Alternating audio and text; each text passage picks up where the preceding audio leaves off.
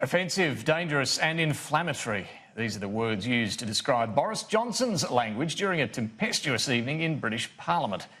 The Prime Minister drew criticism from MPs for claiming that the best way to honour their murdered colleague Jo Cox is to get Brexit done. Boris Johnson arrived back in Downing Street late last night, leaving behind a storm of protest in Parliament over his Brexit rhetoric and policy. After a marathon Commons statement, the Prime Minister scurried out of the chamber during angry protests from MPs, who claimed he'd insulted the memory of the murdered MP Jo Cox and accused him of threatening to defy the law, which calls for a Brexit extension until the 31st of January. The Prime Minister answered questions from MPs for more than 3 hours. Throughout, he was defiant, unapologetic, combative, and at times provocative and inflammatory.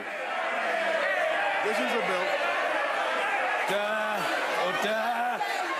The row over Mr Johnson's rhetoric and language was provoked by his response to a Labour MP, Paula Sheriff, who claimed he should be ashamed of himself for using violent words like surrender, betrayal and traitor, when, after Jo Cox's murder, MPs were receiving death threats and abuse every day. I have to say, Mr Speaker, I've never heard such humbug in all my life. If they're the words that our Prime Minister of our country is using, then it's difficult.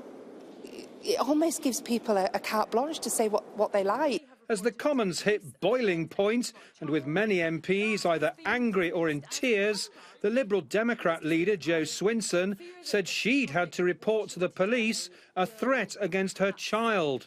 The Prime Minister's language and demeanour this evening in the House of Commons was disgraceful. Some opposition MPs are considering tabling a censure motion.